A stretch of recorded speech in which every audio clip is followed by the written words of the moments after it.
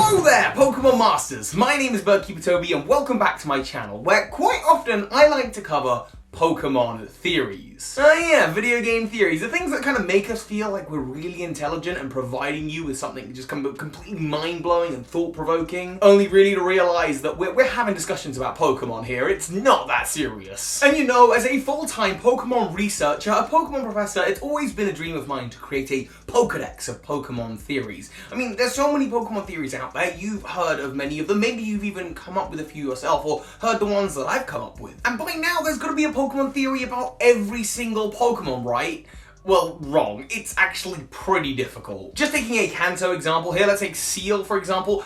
It's a seal. It's what it says on the tin. There's not much mystery there. And actually compiling a compendium of Pokemon theories, basically, just all of these different things. Look, I'm not going to be going through and doing a series on every single Pokemon region. And heck, if you want to give it a go, good luck to you. In fact, I'm not technically going to be covering all of the first 151 Pokemon here. I'm just going to be covering all of their families. So if I've got a theory about Seal or Dugong, it counts for the two of them. And I'm sorry if you see that as a cop-out. For some of the evolutionary lines, I have multiples. But actually, overall in this video, I'm going to be covering over 60 Pokemon theories in one video. I'm going to quick-fire, just rapid-fire them, give you the bare bones, the facts, the basics. And like I say, with some of them, it's theories I've come up with. One or two of them specifically for this. Others of them are ones that other YouTubers have covered, and I will try to link every single source of mine in the description. That said, if you feel like I've missed one or anything like that, just obviously let me know in the comments and I will try and cover one there. And heck, maybe you think of a better theory to do with any one of these Pokemon.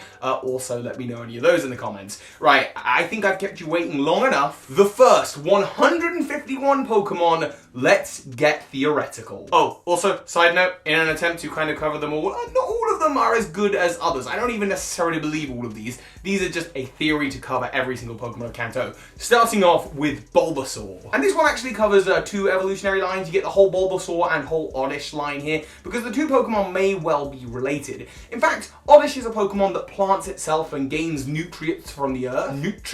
Nutrients from the earth. But what happens if it implants itself in a Bulbasaur's back? Is that what the bulb is? Is that why Venusaur's flower is the same flower as Vileplume's? How they both have the same amount of evolutionary stages, the exact same typing, and as of Let's Go, can both be found in Viridian Forest?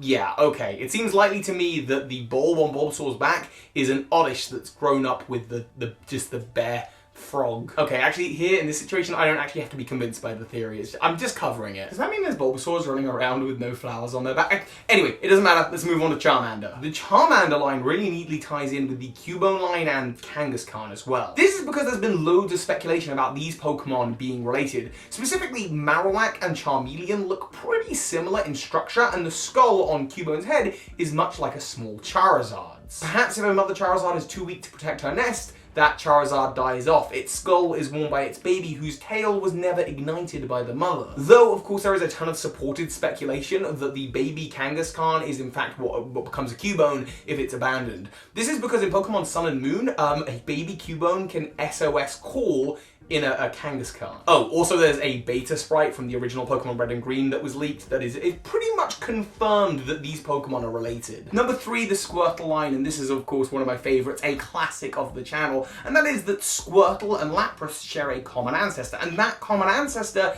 is the Pokemon Tirtouga. It's a water turtle for sure, and it wouldn't be difficult to see how these two Pokemon deviated over time, with of course the more classical tortoise turtle look belonging to Squirtle, and then ultimately the fin and developing bigger and going deeper into the sea, belonging to Lapras.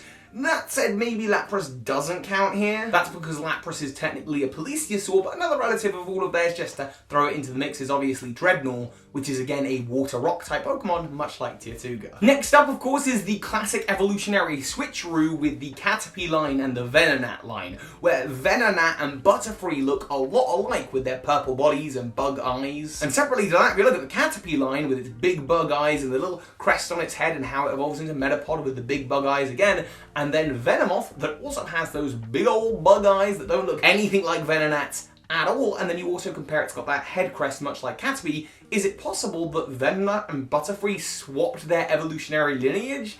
You've probably heard that one before, and I actually think it's been confirmed to be false, just through the magic of decoding the games and programming, but it is weird how similar these Pokemon look to each other's evolutionary lines. Also, another classic one in relation to the Weedle line is you've got the Pokemon Kakuna, and in its original sprites and some official artwork, Kakuna has arms, and lots of people think that they retcon the arms, but the theory here is that Kakuna actually does have arms. It still has them. You see how it's like pincers are like out like this? Its little baby side hands are part of the permanent design of Kakuna, just tucked in, making it look like it's wearing a tie. That is Kakuna's hands, and the reason that we don't see them is because most Kakuna don't do this. But it's not because they retcon the design, it's because they just retcon what Kakuna does with those arms. But it has them. I guess it's just gearing up ready for them to become a Beedrill. The Pidgey line was a hard one to come up with a theory for, even though it's like the face of Pokemon theories on YouTube with MatPat's theory about Pokemon evolution, and that you use Pidgey as a template for discerning how other bird Pokemon evolve. Tailo in the skies of Hoenn, Starly in Unova. Surely Pidgey is related to all of these starter bird Pokemon, especially of course Pidove, which is also like a pigeon dove. However, if that's not good enough for you, I guess a little trivia, a little fun fact about Pidgeotto, or rather Pidgeot, it is the fastest of the bird Pokemon, able to fly at Mach 2 speed, which, I mean, that's just phenomenally fast. I don't know how anyone recorded that into their Pokedex. Anyway, moving on. You killed Blue's Raticate. I mean, that's the classic, right? You killed it, you slew it in the SSM, and that's why it doesn't appear in Blue's team the next time you battle him in the Pokemon Tower. And in fact, why is he in the Pokemon Tower? Well, it must be to pay respects to his dead Raticate. You know, or he just left it in the box, although interestingly enough, a theory that I've worked on here in the channel is the reason that Blue is referenced in the Kalos games is because he is there studying, and there is a book missing from Parfum Palace that somebody's taken out about the resurrection of dead Pokemon. Could that be Blue looking for a way to revive his long-lost friend? With the Spearow line, we have the idea that Ho-Oh is a kind of mutated, reborn Fearow. This one I'm not as sure about, but it's the only theory that I can find about Fearow, and it would make sense with the first episode of the Pokemon animated series, with that whole flock of Spearow being obviously thwarted by Pikachu, and then in the sky they see this massive Ho-Oh. And Ho-Oh is the Phoenix Pokemon, it's been reborn. Next up, we've got the line involving Arbok and Ekans. A little old school reference for those of you who know. In a parallel universe, I am Snake Charmer Ekans. Look, the theory here fundamentally is that Arbok is the first regional variant Pokemon, and this is based on the fact that depending on what region you find it it actually has different hood patterns. Less of a theory, more of a fun bit of trivia. Kind of makes it a regional variant, and where the idea of a regional variant came from, I'll give it a pass for that. And with the Pikachu line, I mean, take your pick. You've got my theory about how Pikachu's level keeps resetting with every new generation of the animated series, or how Pikachu used to be a Pichu, although that's now been confirmed as Pokemon fact. My ideas about how Pikachu may have come from the Sinnoh region, Ash's Pikachu. Just have a look at the Pokeball it's in. That is a Pokemon seal, and the only place you can find Wild Pichu is... Anyway, I'll cover it again soon. Or my lovely viewer Mythical Wyvern came up with the idea that the reason Ash's Pikachu doesn't evolve isn't because it doesn't want to, but because it can't. Because it's a G-Max Pikachu, and G-Max Pikachu can't evolve. It's Pikachu, take your pick. There's Pokemon theories for days about this. The Sandshrew line reveals something very, very interesting, because in the Alola region you get Alolan Sandshrew that have vacated their way out of a desert and into the snowy mountains of Alola to escape a volcanic eruption. This means that that wasn't the volcano that was erupting, and that they were escaping the desert down next to it below. And the only other volcano or mountain around is Blush Mountain, where there is a geothermal power plant, meaning that volcano at one time erupted in Alola. Right, let's cover all the Nidos in one go. Why can't Nidoqueen breed? Obviously because it's a failed cloning attempt at Nidoking.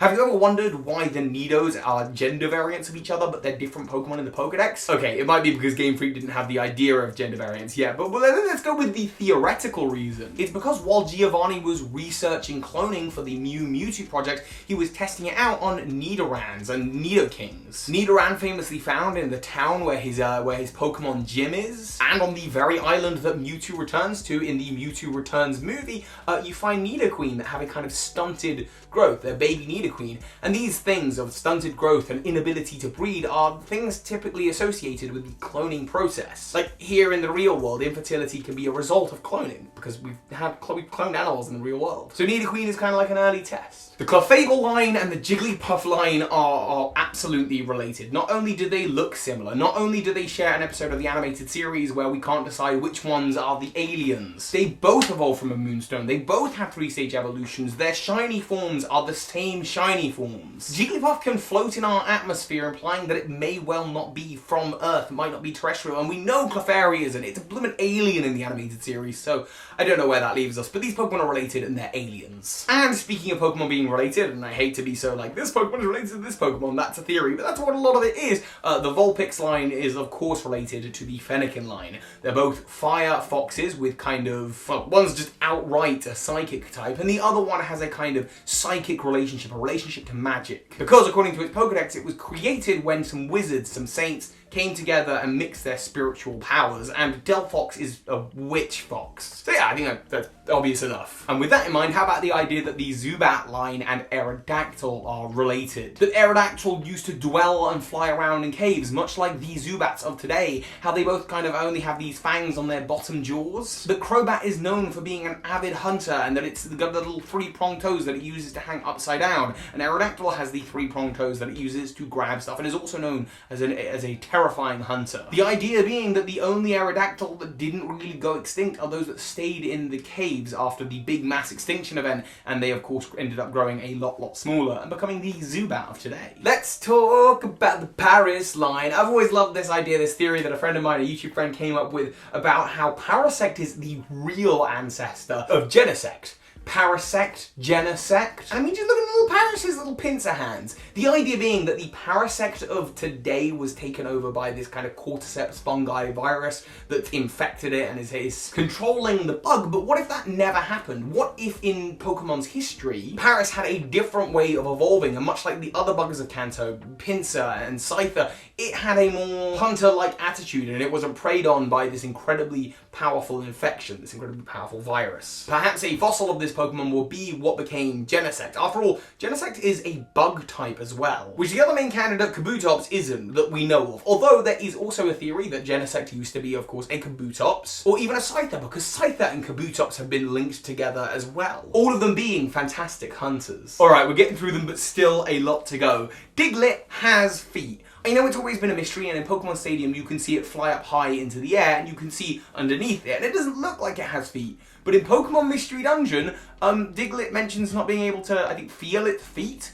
So does Diglett have feet? I guess there's the evidence there to suggest that it does. Is this really a theory? It's a little bit weak. I'll admit it. Okay, when we look at the Meowth line, we have loads to work with, because not only do we have Meowth and Persian, we have Alolan Meowth and Alolan Persian, and Galarian Meowth and Berserker. And my theory here is simply that Berserker and Galarian Meowth is the original. Have you ever wondered how Meowth is able to use the move Payday, where it flings a metal shard off of its head? Well, that's because it used to be a steel-type Pokemon, and it being based on a Viking probably means it was a little bit earlier in the timeline. Next up, Psyduck and Golduck swapped names. It's a pretty lame theory, and I think it's already been disproven a number of times, but the idea is Psyduck would have been what Golduck is because it's a psychic duck, even though it's not a psychic type, but it has psychic powers. And Golduck would be the name of what Psyduck is because it's yellow, it's gold.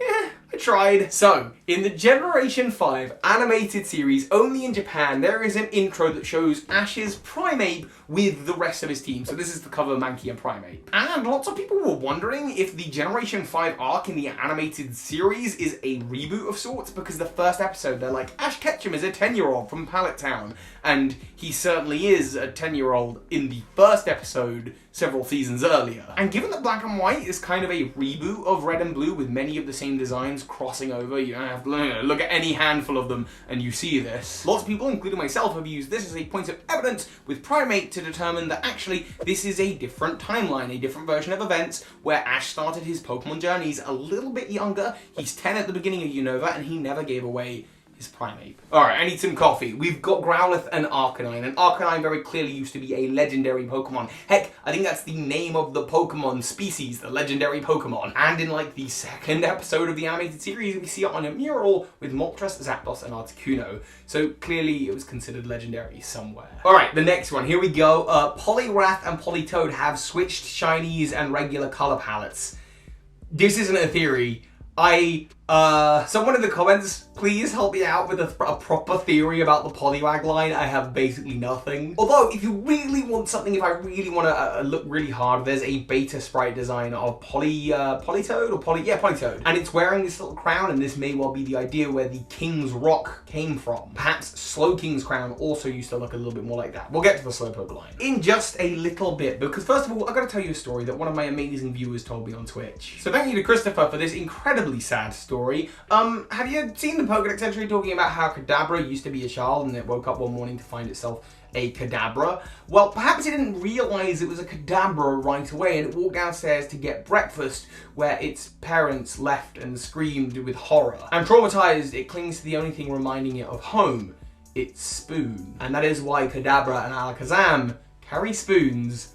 That's really sad. Okay, I've got two evolutionary sets here, the Machop and the Geodude, because of course, if you trade a Machoke, it evolves into a Machamp, and if you trade a Graveler, it evolves into a Golem. But look at the traits of these Pokemon. Much like Generation 5's Accelgor and Excavalier, right here we have Machoke gaining an extra set of arms, which is taken from Graveler, and Golem losing those arms, but gaining a kind of more humanoid/reptilian head, which it's got from Machoke. Now, have you ever wondered where animals went to in the Pokemon world? We know they exist. We see them in like TCG art, for example, with Weepinbell. Well, Weepinbell and Victorybell is a pitcher plant, and if you want to know where the animals went, just Google what pitcher plants do.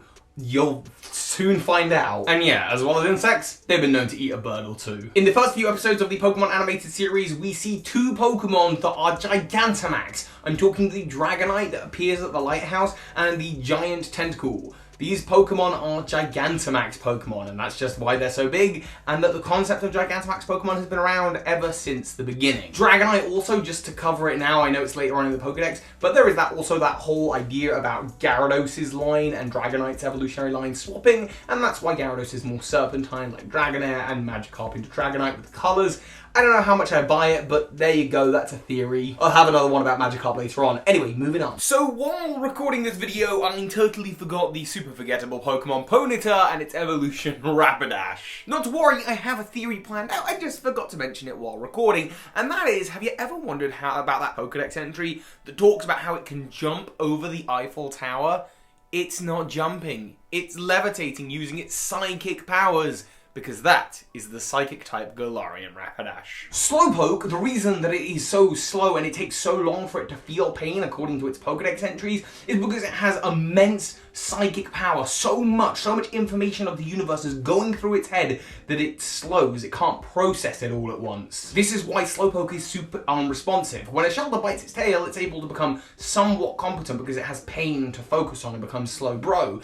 But if it bites down on the head, the pain level is just perfect where it can access that psychic power amazingly. So kind of combining the Shelter line in here with the Slowpoke line, that is why Slowking is like the perfect form of this Pokemon, able to control its psychic powers perfectly. But personally, I am a big fan of the Mega Slowbro, and perhaps feeding off of this psychic energy is what allows Cloyster to become the way that it is, and it's like beneficial for the Cloyster as well. Magnemite, Magneton, and Magnezone are from space. I mean, Magnezone looks like a UFO, and Beldum, Meltan, and Metang and Metagross are also thought to be from space. You find them in areas of the game where, like, there's that mountain in Alola where you can find wild Beldum, and it's clearly a mountain where meteor showers are happening, and that's why you can find Minior there. They're both kind of based off of UFOs, they're clearly related to each other, they're both steel types. They're both Pokemon that evolve by combining more of themselves to become the bigger thing, and ultimately they end up being this big disc-like flying levitating creature. Magnezone is from space and is related to Metagross. Now here's one that might sound a little bit far-fetched. I have to do the joke. Look, Celadon City. That's a place in the Kanto region you can buy a bunch of evolutionary stones. It's where you find Eevee, the Pokemon with the most unstable DNA, and all around that area you find Pokemon that evolve via evolutionary stones. I think the only Pokemon that's quite far away from here that evolve via evolutionary stones is, of course, Pikachu, which can be found in Viridian Forest. And these evolutionary stones, they have some level of radiation that's causing mutation in the population. Wow, that was a lot of rhyming, I love it. And Farfetch'd being next to Doduo, which is a Pokemon who, according to its Pokedex entries, is the result of it's undergone some kind of mutation. Is it possible that Farfetch'd, the reason it's going rare, is because most of its population have mutated into Doduo? Also, speaking of Doduo, side theory about that, the reason that Doduo, according to its Pokedex entries, can go faster than Dodrio, the reason for that is because it's carrying one less head. It's got a lot less weight. Also, it can probably focus its ideas a little bit better. Anyway, moving on. Dewgong! We finally got there. This was the hardest one to find a theory on, and actually it's also the most recent Pokemon theory, because Dewgong appears in an episode of Twilight Wing set in the Galar region, except Dewgong isn't part of the Galar Pokedex. Thank you to my members of Twitch chat who helped me out in coming up with this and showing me this bit of evidence, this Pokemon theory. Perhaps the reason for this is because Dewgong is going to come out in an upcoming Pokemon DLC, but that really is quite speculative and theoretical. Muck is a weird Pokemon, it's very inorganic, and its evolutionary forms can mostly be found in the Cinnabar Mansion, where the experiments of Mew kind of took place. Also, you can find Wild Ditto there, and there's the whole theory about Ditto being a failed Mew clone, so that kind of covers Ditto and Mew as well. However, perhaps exposed to the heat of Cinnabar Island, these Ditto kind of mutated, exposed to that toxic gas, and became the Pokemon that is Grimer. If Ditto is a Pokemon that transforms based on the things around it, all of those toxic fumes, makes sense to me. In fact, there's also a theory here that ties in with the coughing line, that any of these Pokemon that get so hot that they kind of expand, they become coughing and wheezing. I don't know that I buy that, but I might as well move on to coughing and wheezing now, just seeing as we're there. Galarian Wheezing is a Pokemon evolution that's going to kill off its pre-evolution. This is because coughing survives by taking in toxic gases and eating them up, and Galarian Wheezing purifies the air after eating toxic gases, meaning ultimately it's gonna starve itself out. That's really dark. Alright, here's the thing. Okay, the Ghastly line. Take your pick yet again. This is like the most easy to theorize about. Shelter and the Ghastly line are next to each other in the Pokedex, so perhaps the Shelter with like a closest face is a Ghastly. If you don't like that one. Haunter possessed a Pokeball and it became Voltorb, or actually probably more likely is Rotom, because Rotom, it's unable to escape from the Pokeball that it possesses, so it ultimately becomes a Voltorb. Anyway, that doesn't matter. We're dealing with the Ghastly line right now. I mean, we can have a look at Gengar, for example. Gengar, it's supposed to be Clefable's shadow. There are so many theories about this Pokemon, so just take your pick. Is it the shadow of an alien, or the sea ghost that takes over clamshells, or the possessor of Pokeballs? It's really, really up to you, to be honest. Onyx, it's a classic theory on the channel. How is Steelix harder than Diamond? It's because all Onyx underneath, they have this crystal-like form that turns them into Crystal Onyx, and if you don't believe me, just look at Steelix's Mega Evolution. The crystal is jettisoning out from underneath. Drowsy and Munna are super closely related. They both deal with the world of dreams. They are both based on tapirs. They eat dreams, they produce dream mist, they do good dreams, bad dreams, they're the same thing, the two-stage psychic evolutionary line, they're clearly related, come on. In the episode I mentioned earlier about the Pokemon Lighthouse, Ash catches a Krabby and sends it to Oak's lab, and Oak is talking about how he's going to eat seafood. Ash is worried that he might eat Krabby, which, you know, we all know people don't eat Oh no! Okay, I'm just going to try and speed through some of these now. Alolan Exeggutor is the original. Dragon types don't survive very well in the Kanto region. That's why you find Exeggutor in the Safari Zone. Unable to retain its dragon typing because there's not a lot of sunlight. Also because there's like these fairy Pokemon that crash landed into the ecosystem of Kanto. You know, from space, the Jigglypuff line and the Clefairy line. So the dragon Pokemon of Kanto didn't know how to respond and ultimately died out. And that's why your Seadra can't evolve into a Kingdra in Kanto either. Also, speaking of Pokemon being hunted to near extinction, we have the Chansey line, and it's been hunted to near extinction, and that's why you can only really find it rarely in the Safari Zone, because it's lucky. It's believed to be lucky, and that's why people have hunted it. This one's very loosely connected to the Pokemon, but I'll take it because I don't have anything else. Hitmonchan and Hitmonlee were the key Pokemon of the gym leader of the Saffron City Gym. That is until Sabrina came into town and absolutely destroyed the fighting type dojo, making them the official gym of Kanto. That's not a Pokemon theory, that's Pokemon lore, but perhaps the reason that the Karate King of the dojo gives you a Hitmonchan or a Hitmonlee is because if you're good enough to beat them, then you might be good good enough to take one of their fighting Pokemon into the Psychic Gym and win with that. And if you can, maybe that means the dojo gets their gym back. Maybe. Possibly. Is a theory? It's a hypothesis. That's just a hypothesis. A game hypothesis. And next along, the reason that Lickitung evolves into Licky Licky, a Pokemon with a shorter tongue when it learns Rollout, is because the technique that it's using is storing that incredibly strong muscle, its tongue, back into its body, wrapping it around itself, making it a little bit fatter, and allowing it to use a powerful Rollout attack. That's how it evolves into Licky Licky. I made that theory up for this video, because as far as I can tell, there's no other theories about Lickitung. Okay, next up. Braydon perhaps used to be a legendary Pokemon, and that's why there's statues about it, of it all over the Kanto region. Failing that, it may well also be the case that the Nidos are in fact failed clones of it, going back to my old theory about Nidoqueen, and they're very clearly related. I mean, look at the three of them.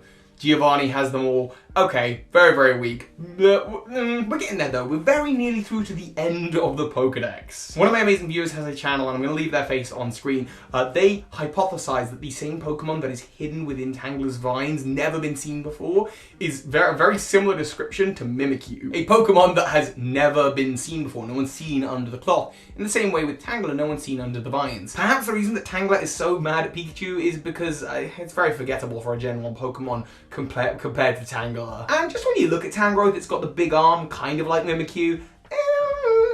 It's alright. Shiny Goldeen used to be the original, and that's why it's called Goldeen, because it used to be more golden. And actually, when you read its Pokedex entries, you see that its color kind of leaks into the water of the rivers that it's in. So maybe that's what happened, and that's how it became more orange over time. Starmie and Deoxys, they're related. They're both from space. Starmie's got Pokedex entries talking about how it beams up into space with its gem core, which Deoxys also has a gem core. They're both psychic types. What more do you want? Mr. Mime's fingers are said to vibrate so fast that they can freeze the air molecules around it. But that just might be because Mr. Mime is part ice type, with Galarian Mr. Mime. Maybe it's just inherently part of its nature. Jynx, Magmar, and Electabuzz all used to be part of a trio where in Generation 2, they all got a pre-evolution. They're all next to each other in the Pokedex. They all represent a different type. But ultimately, Jynx got scrapped, perhaps due to controversy around the Pokemon Jynx, which you can look up in your own time. But I guess if that doesn't satisfy you, I'll give you another little side theory specifically about Electabuzz here. And that is that Team Rocket works in league with Team Snag'em. It's one of my favorite theories I've done here on the channel. And when we look to the animated series, we see a Team Rocket Grunt using an Electabuzz wearing what's called a Rage Crown, an item that shuts off the hearts of Pokemon and makes them more aggressive,